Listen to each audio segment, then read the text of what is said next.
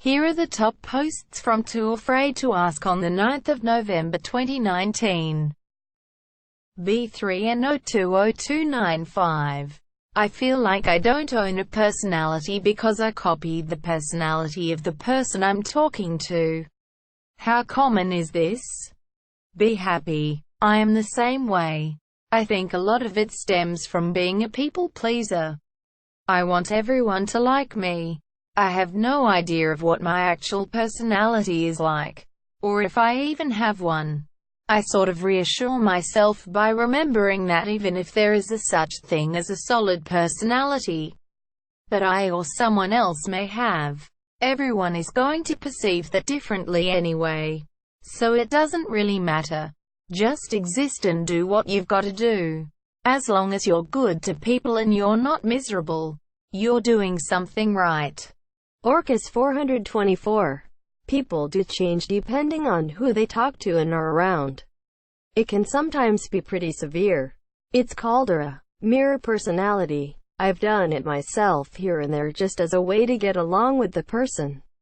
For me it's not a personality but just a trick I use. There was an episode of House with someone mirroring. He mirrored the most powerful person in the room. His was incredibly severe though. I'm talking completely different person. All in your mind. It's extremely common. In fact, almost everyone does it to at least some extent. Psychologists believe we do it in order to make ourselves seem more appealing, likable to the other person. Pass the aggression. When I like someone, I feel like my mental health goes to hell for no tangible reason. Is this normal? Dark Barabbas. Is it normal to want to make friends but be too stubborn to try to make friends? Vida Perdita. Friends are your most precious thing in life. I see your points. But don't be too stubborn. Undervaluing friendship can really fuck you up. Sorry if not helpful. Lol. PM me Steam codes. Just join a club you find interesting and you'll meet people naturally. Car Jansen. I feel this so hard. Feeling self-conscious about coming across as desperate really hinders my ability to form deeper relationships with people. I'm working on it in therapy. Lol. Emmeline 31. I'm an adult and I sleep with my favorite childhood stuffed animal every single night and always have. Is this normal or am I immature in some way?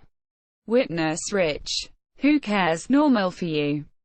Sam Scoop Cooper. Not weird at all. I sleep with my childhood blankie.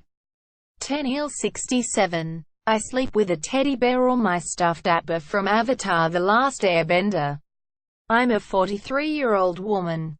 It's nice to hug something when I sleep and it's nice for my back as I'm a side sleeper.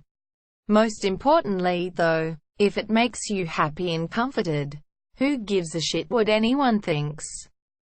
Jimbuktu. Are transgender people just effeminate men or masculine women? Panzerkampfwagen. That's probably too simple. I'm male. I work in a very female-dominated industry. Most of my friends are women. I couldn't saw a piece of wood or hammer a nail properly to save my life. I'm much more like my mother than my father. I identify as male as in never a thought of not. Altacount T. In a word, no trans people are their gender, commonly referred to as the one identified with. Masculine trans women and feminine trans men both exist. Just like with cis, non-trans people, a trans person is someone whose gender, or rather, gender identity, sometimes referred to as subconscious sex or brain sex, a built-in part of who they are, doesn't match the sex they were labeled at birth. They are that gender, and what stereotypes someone fits can vary. I often find it can help to separate the idea of someone having a mental map that doesn't fit and what gender someone is, with the purely social aspects.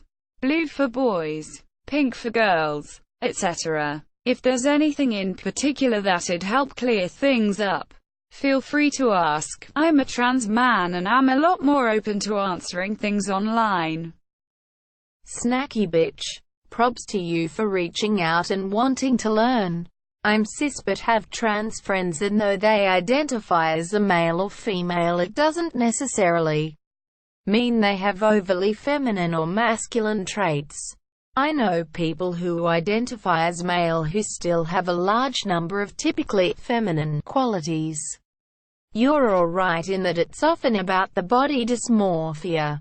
However, I don't claim to speak on behalf of anyone, and am only anecdotally telling you what I've learnt from my experience. Thanks for watching. Don't forget to like and subscribe.